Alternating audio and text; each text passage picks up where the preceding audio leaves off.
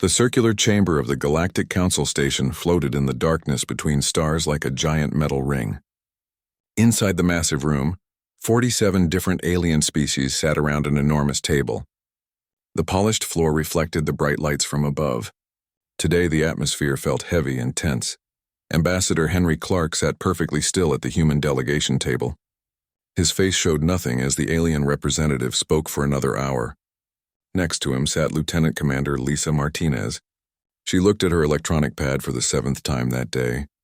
She had already memorized every single demand written on it.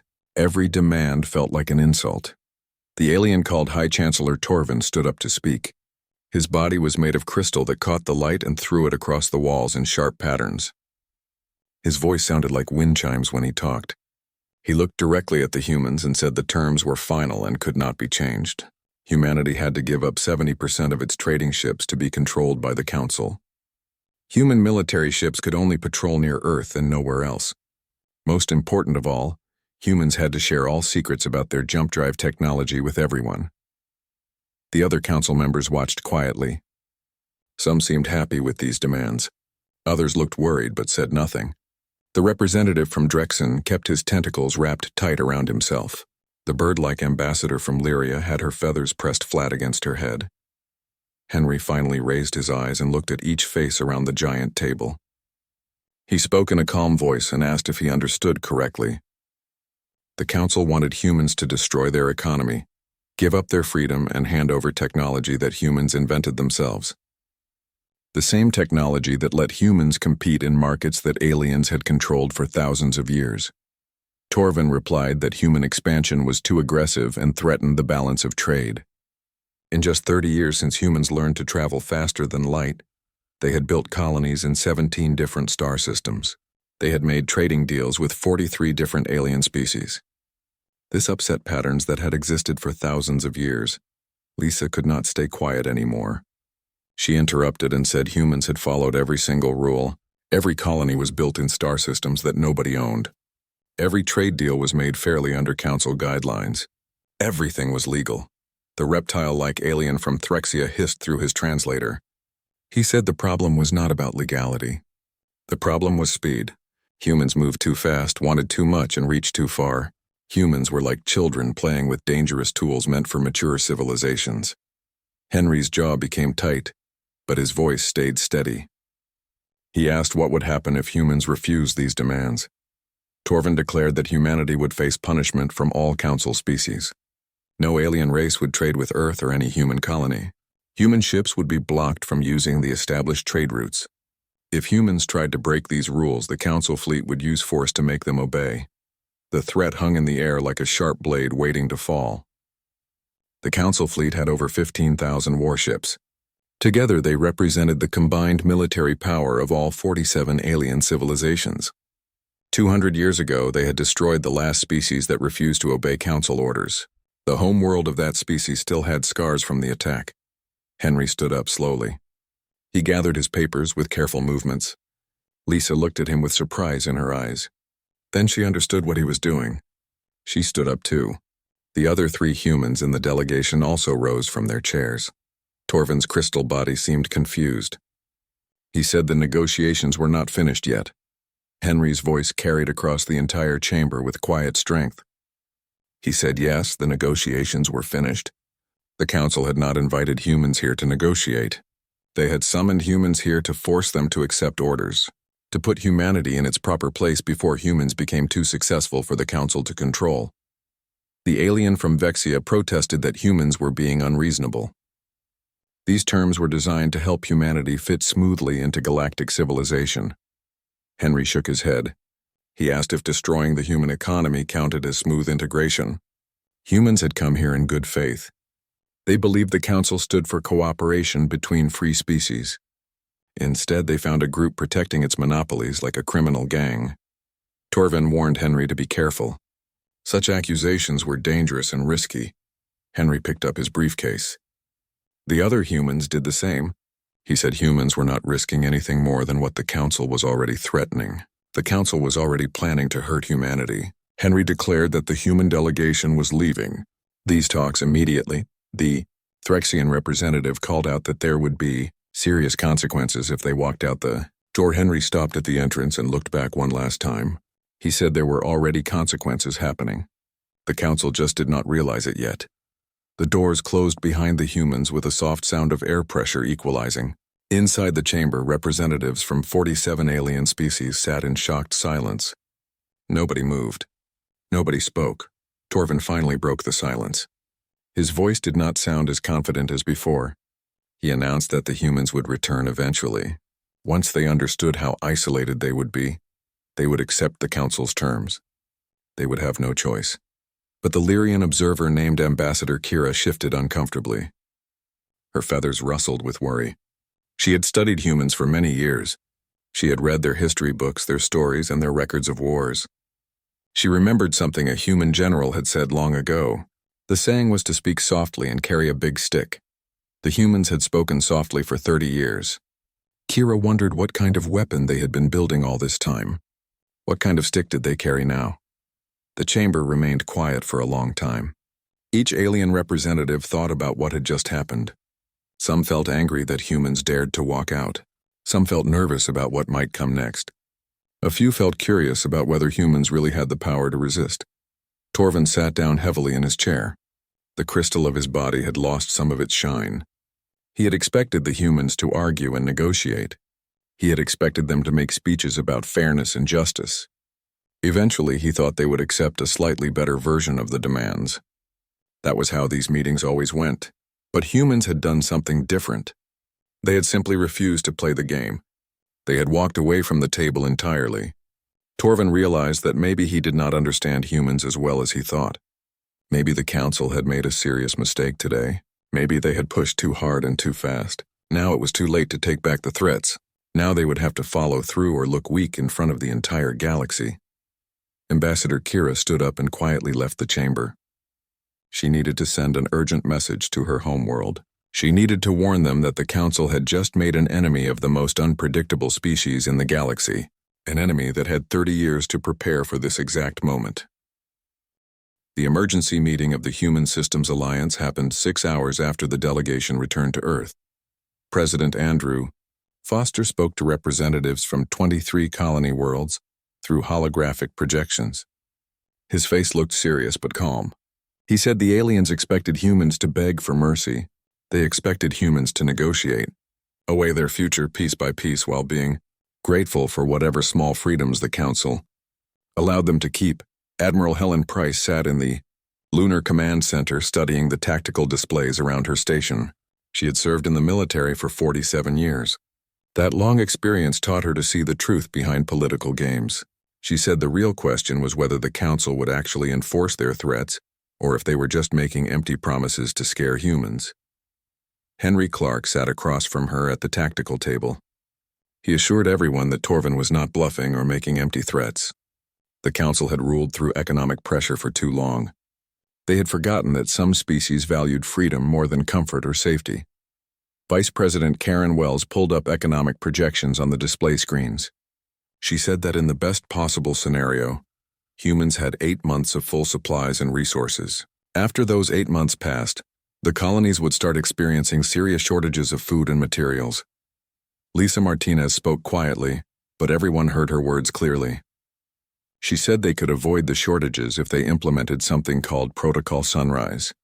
The entire room fell silent when she said those words. Protocol Sunrise was the emergency plan that nobody wanted to use. It was like an economic weapon of last resort. The plan had been prepared since humanity's first contact with the galactic community. Activating Protocol Sunrise meant cutting all official connections with the Council and its member species.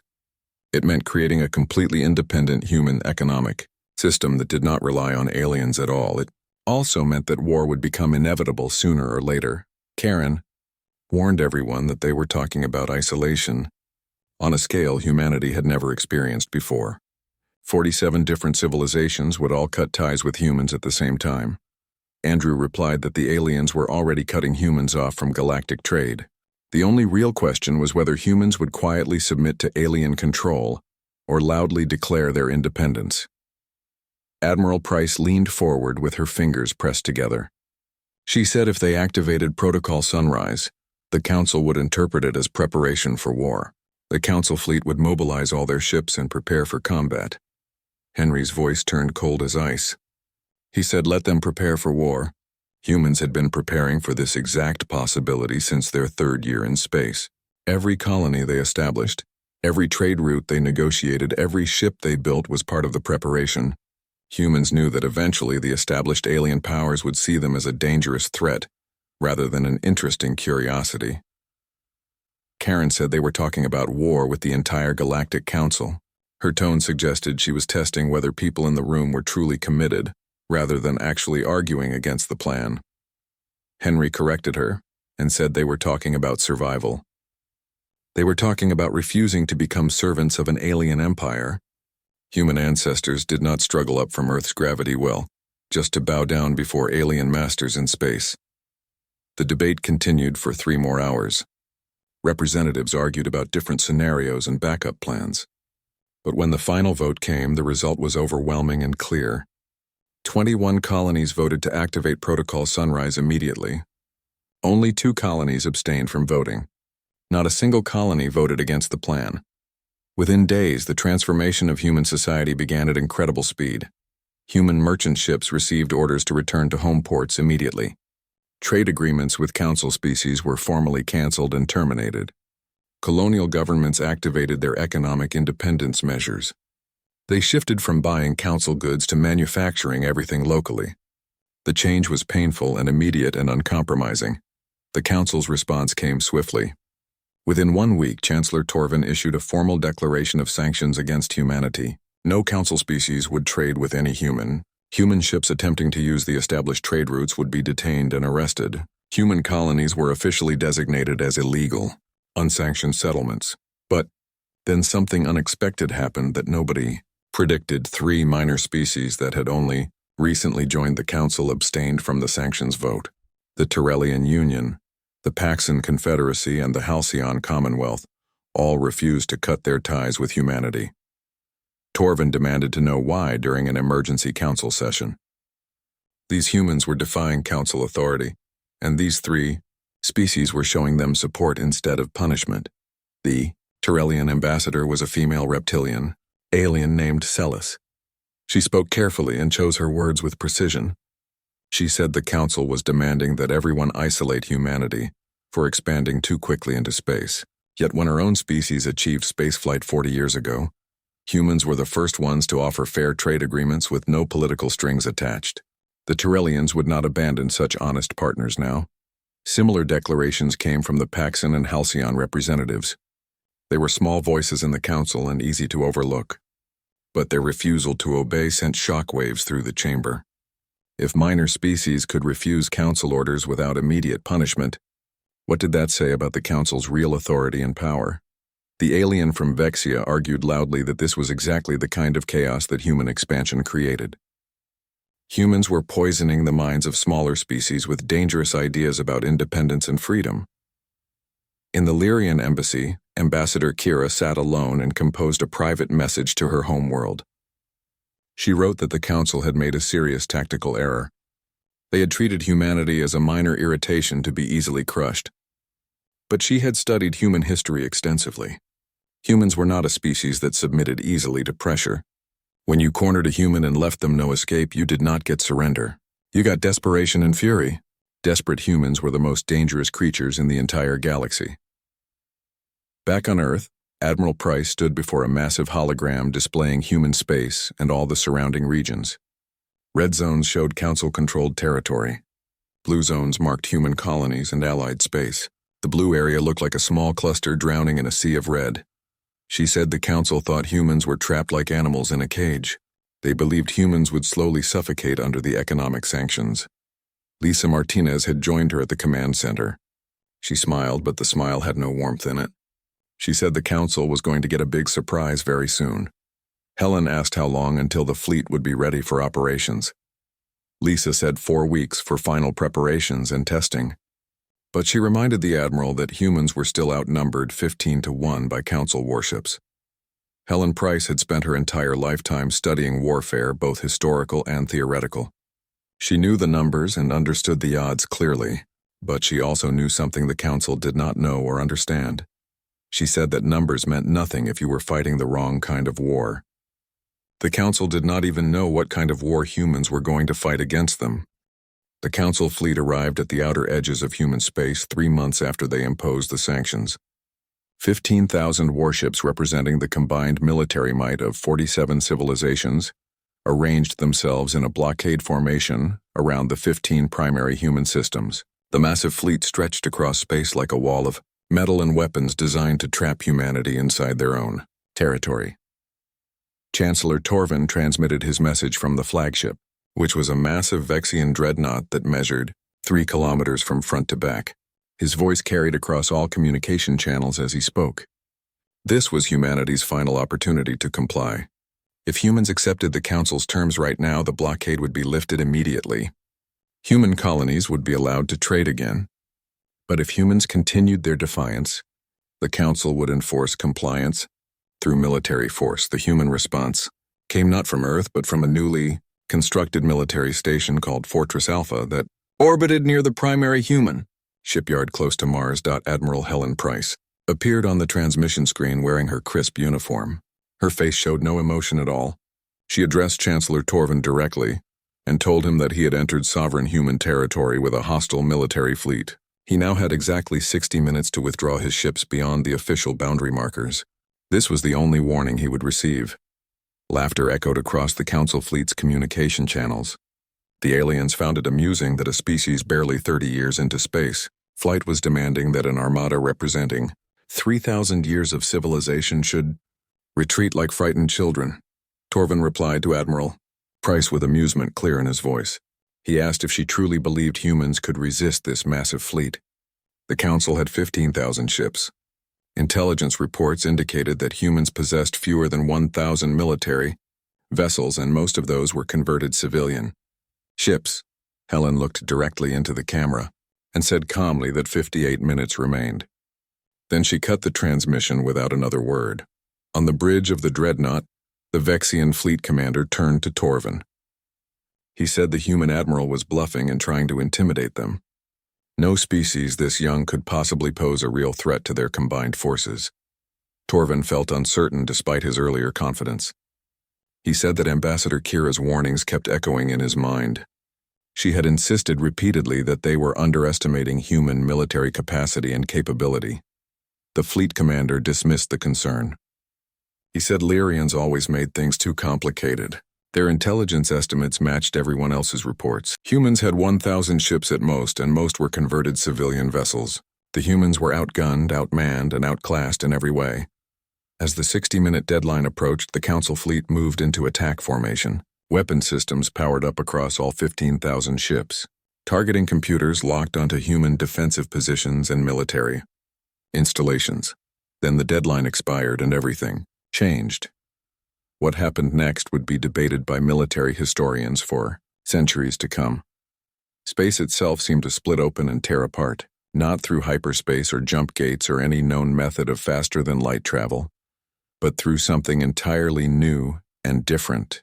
Thousands of tiers appeared in reality itself, and each one released human warships into normal space. But these were not the ships the Council had seen before during patrols and inspections. These were vessels that had been constructed in absolute secrecy. They were built in hidden shipyards located in asteroid belts and on distant moons. The ships used technology that humanity had been developing since their very first contact with galactic civilization. The ships were smaller than Council dreadnoughts, but they moved with impossible speed and precision. Their hulls looked strange and seemed to absorb sensor scans rather than reflect them back. The weapons they carried were completely unlike anything in the Council arsenal. The Vexian commander screamed orders for evasive maneuvers as the first human attack tore through their formation like a knife through fear, but his warning came too late. The human weapons did not rely on plasma or kinetic energy or any conventional military technology. They used something humans called quantum disruption. This technology targeted the molecular bonds that held matter together at the subatomic level. Ships struck by these weapons did not explode in the traditional sense. They simply disintegrated and fell apart as their hull integrity collapsed at the quantum level. In the first 30 seconds of combat, The Council fleet lost 200 ships. Torvin watched his tactical display in absolute horror. He shouted that this was impossible. Where did humans get this advanced technology that surpassed Council science by generations? Lisa Martinez commanded the human strike fleet from the bridge of a ship called the HSS Defiance. She allowed herself a small smile as she replied to Torvin's question. She told him that humans built the technology themselves. While the Council was busy maintaining their trade monopolies and economic control, humans were innovating and inventing new science. The battle turned into a one-sided massacre within minutes. Human ships moved through Council formations like wolves hunting sheep. Their quantum disruptors reduced massive dreadnoughts into expanding clouds of scattered molecules. The Council ships tried desperately to return fire, but their weapons could not track targets moving at velocities that should have been physically impossible. A Drexen tactical officer reported frantically that humans were using some kind of inertial dampening system that nobody understood. Council weapons were not designed to hit targets moving at these incredible speeds. Within 1 hour, the Council fleet had lost 3,000 ships. Within 2 hours, the survivors were retreating in panicked disorder and jumping to hyperspace in every direction. But the humans were not finished with their demonstration of power. As the Council ships fled in terror, Admiral Price transmitted a message directly to every Council homeworld simultaneously. She told them that for 30 years the Council had watched humanity. They studied humans and thought they understood them completely. But the Council made one critical and fatal error. They assumed humans would play by Council rules and fight Council wars. The hologram behind Admiral Price shifted to show a detailed map of Council space. Red markers appeared throughout the map by the hundreds. The markers indicated positions deep within Council territory, far from any human colony. Helen explained calmly that while the Council was threatening humanity, humans were mapping every inch of Council space. Every single trade route, every supply depot, every military installation and shipyard. The Council thought humans were just merchants and explorers traveling through space. In reality, humans were scouts and military strategists preparing for exactly this scenario. Ambassador Kira appeared on a private communication channel to speak directly with Torvin. Her voice was urgent and worried. She told him he must sue for peace immediately. This situation was far worse than even she had feared or predicted. Torvin insisted that the Council still outnumbered humans by a large margin. They could rebuild and counterattack. Kira said desperately that numbers were completely irrelevant if humans could strike anywhere at any time without warning. She asked if Torvin understood the implications. Humans had developed point-to-point jump technology that did not require gates or hyperspace lanes. They could appear anywhere in the galaxy at any time without any warning at all. The full implications crashed over Torvin like a massive wave. Every Council world, every space station, every fleet position was now vulnerable to instant attack. Humanity could strike at will, and the Council had absolutely no way to predict or prevent such attacks. Torvin whispered in shock that humans had been preparing for this conflict the entire time. Every single year of apparent peace was actually preparation for total war. The Council convened an emergency session 48 hours after the devastating battle that had destroyed nearly 4,000 of their warships. The ornate chamber that once symbolized unquestionable authority now felt like a tomb filled with the ghosts of dead certainties. Representatives spoke in hushed voices with their earlier confidence replaced by barely concealed fear. Chancellor Torvin's crystalline form had lost its earlier bright radiance and now looked dull. He announced that the fleet casualty report was complete and final. 3,814 ships had been destroyed completely. Another 700 ships were too damaged to be combat effective. All of this destruction happened within just 2 hours of engagement with human forces. The Threxian representative demanded to know how this catastrophic outcome was possible. Their intelligence had reported only 1,000 human vessels, and most of those were supposedly of inferior design and capability. Torvin admitted that their intelligence had been completely wrong about everything. Humanity had successfully concealed the true extent of their military development and preparation. The ships that attacked the Council fleet were built in hidden shipyards that Council scouts never detected. Human technology now surpassed Council science in multiple critical areas. Ambassador Kira of the Lyrians spoke carefully and chose her words with precision. She reminded everyone that she had submitted 17 separate reports warning of exactly this possibility. Humans had a saying that went trust but verify. The Council had trusted their assumptions about human weakness and verified absolutely nothing. The Vexian representative snapped angrily that useful observations after a disaster were worthless. What the Council needed right now were solutions to the crisis. He demanded to know if anyone could counter the human jump technology that allowed instant attacks. The Council's chief military strategist was a Kolvan general named Theron. He projected tactical data into the center of the chamber for everyone to see. He explained that human point-to-point jump capability gave them an insurmountable strategic advantage over any traditional fleet. Humans could strike any target anywhere in Council space without any advance warning. All Council defensive formations were now completely obsolete. Early warning systems designed to detect approaching fleets were utterly useless against technology that bypassed all normal detection methods. Someone suggested nervously that perhaps the Council should sue for peace immediately. Torvin asked bitterly what terms they could possibly negotiate. The Council had demanded human submission and received devastating military defeat in return. Why would humans bother to negotiate with the Council now, when they held all the advantages? As if answering his question directly, a message arrived from Admiral Price. The entire Council chamber fell into dead silence as her image appeared on the central display screen.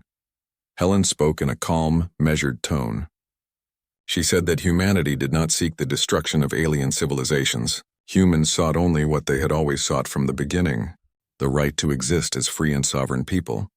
However, the Council's attempt to subjugate humanity could not go unanswered or unpunished. Torvin leaned forward and asked what terms humanity was demanding. Helen listed 4 requirements.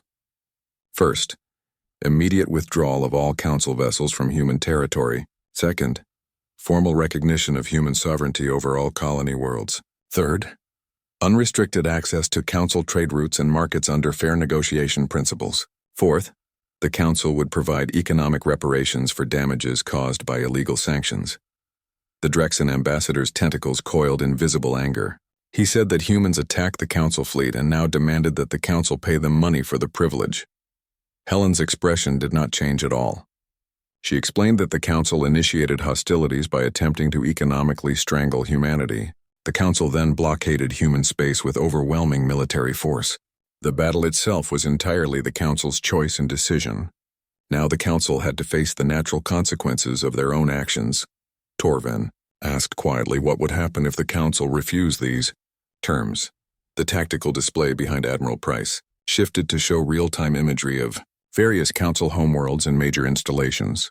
Helen explained that if the Council refused, humans would demonstrate exactly how vulnerable Council territories actually were.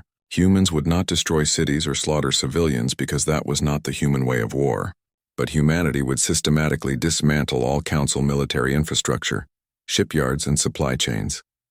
Humans would reduce the Council's ability to project military power beyond their own home systems.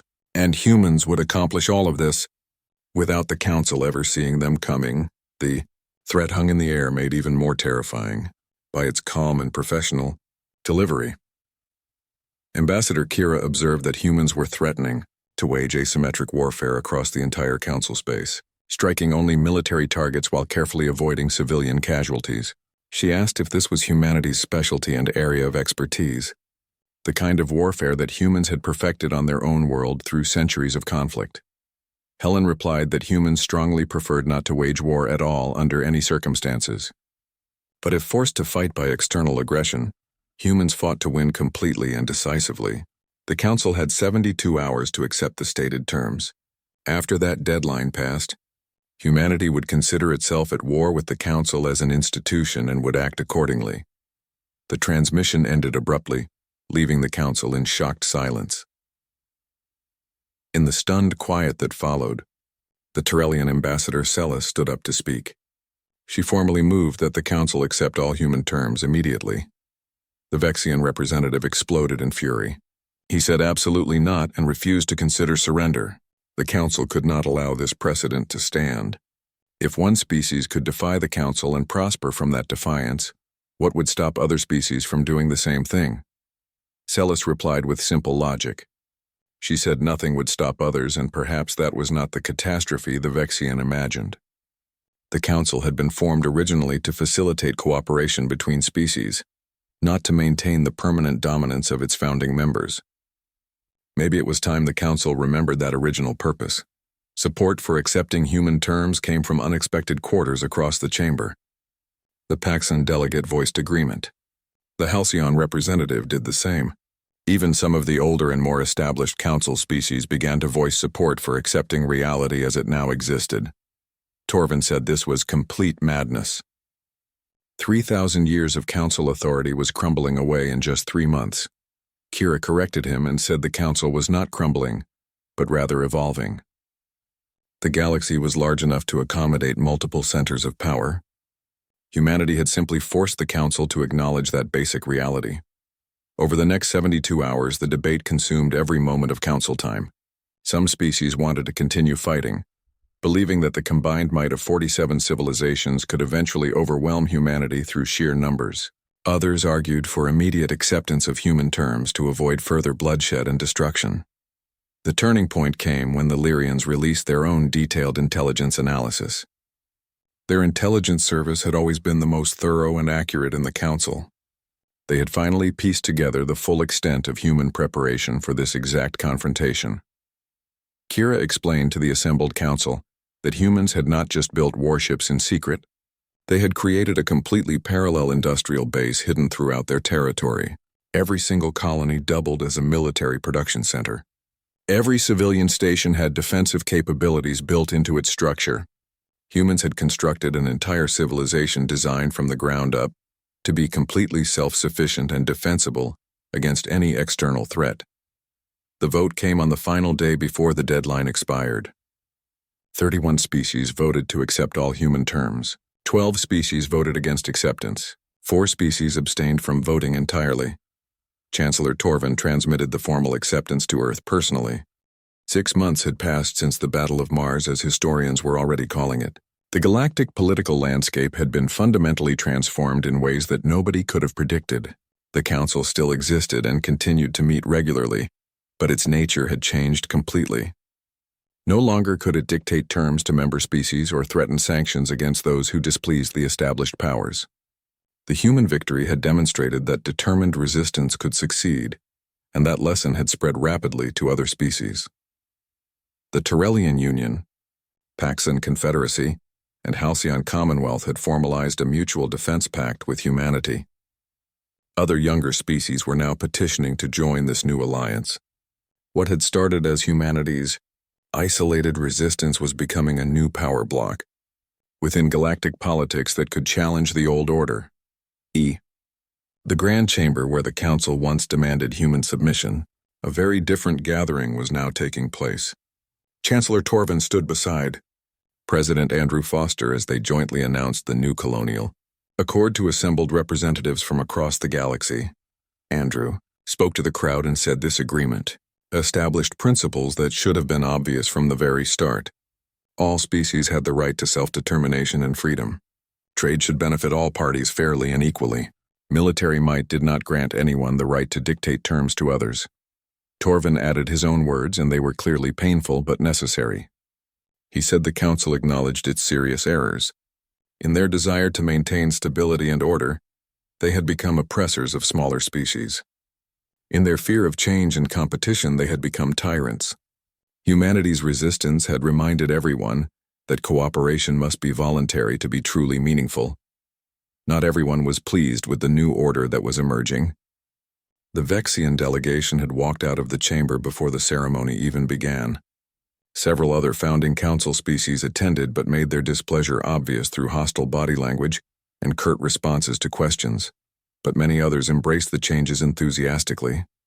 Ambassador Kira of the Lyrians approached Henry Clark during the reception that followed the formal ceremony. She said that humans as a species fascinated her greatly. Humans had gone from pre-industrial civilization to challenging the established galactic order in under 2 centuries. Most species took thousands of years to reach such levels of influence and power. Henry replied simply that humans had good motivation for rapid development. Fear was an excellent teacher when survival was at stake. Kira corrected him and said it was not fear that drove humanity forward. It was the absolute refusal to accept subjugation or control. There was an important difference between those motivations. Fear made species cautious and defensive. What humans showed was defiance backed by competence and capability. Henry acknowledged that Kira had tried to warn the Council about underestimating humanity. He asked why she had bothered when her warnings were ignored. Kira explained that she had studied human history extensively over many years. She saw clear patterns in how humans behaved. Humans had fought countless wars throughout their history, often against forces with superior numbers and technology. Yet humans had an unsettling habit of winning through innovation and sheer determination. The Council mistook youth for weakness. She had known better from her research. She paused and then asked the question that had been on her mind for months. The quantum disruptors, the point-to-point jump technology, the hidden shipyards scattered throughout human space. How long had humanity been preparing for this inevitable conflict? Henry considered his response carefully before speaking. He said that from the moment humans achieved faster-than-light travel and encountered the Council, they knew confrontation was likely.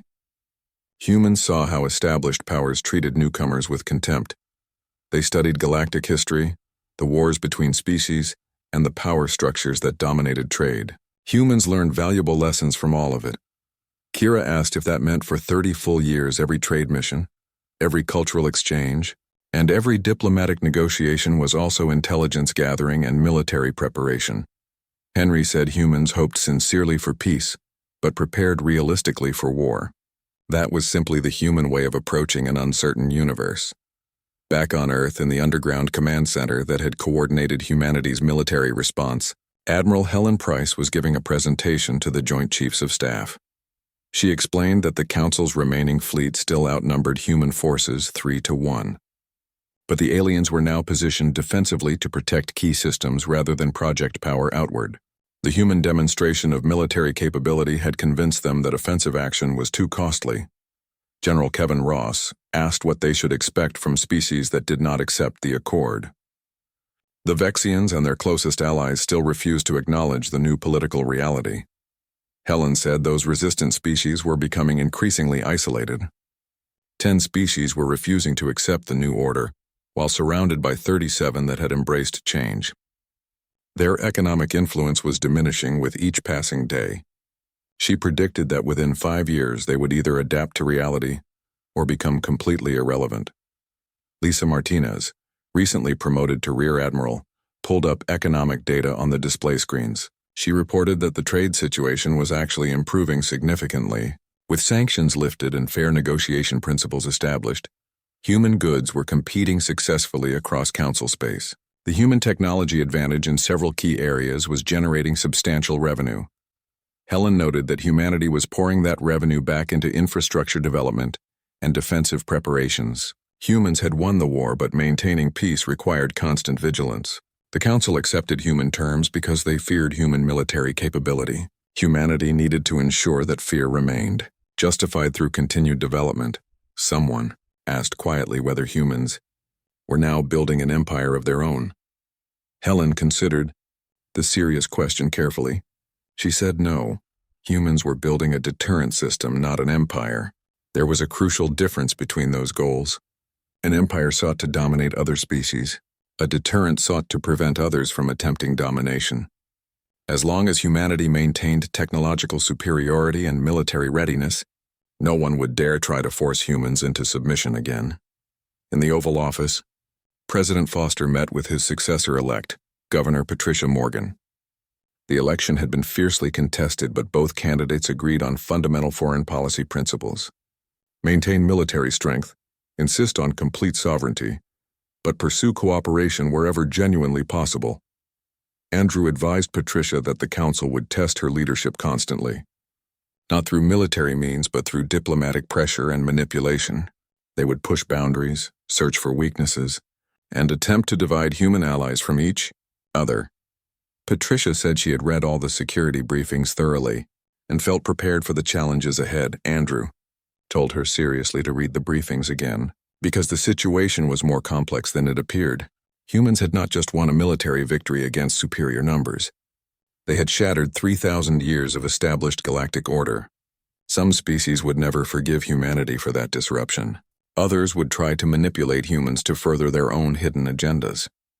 Navigating this new reality successfully would be harder than winning the original war had been. Patricia asked if he regretted the outcome of their defiance. Andrew said he did not regret standing up for human freedom, but he was deeply aware of the burden humanity had taken on. Humans were no longer a minor species trying to find their place quietly. They were now a major power whether they wanted that role or not. Great power came with great responsibilities that could not be avoided. On the bridge of the HSS Defiance, now serving as flagship of the First Fleet, Lisa Martinez watched the stars and thought about the uncertain future. Her crew was young like humanity's presence in space, but they had proven themselves capable in the ultimate test of combat. Her communications officer called out that they were receiving a distress signal. A Paxson freighter was under attack by raiders in a nearby system. Lisa ordered maximum speed toward the distressed vessel. She said they would show their allies exactly what the Mutual Defense Pact meant in practical terms. As the Defiance jumped to hyperspace, Lisa reflected on how far humanity had come in such a short time. 3 years ago, they had been a species on the edge, forced to choose between submission and resistance. They chose resistance and changed everything. The Council made one simple mistake. They assumed humans would behave like other species and accept their assigned place. They forgot to ask what made humans different. Humans did not ask permission. When someone said humans could not do something, they took it as a personal challenge. The galaxy knew that now.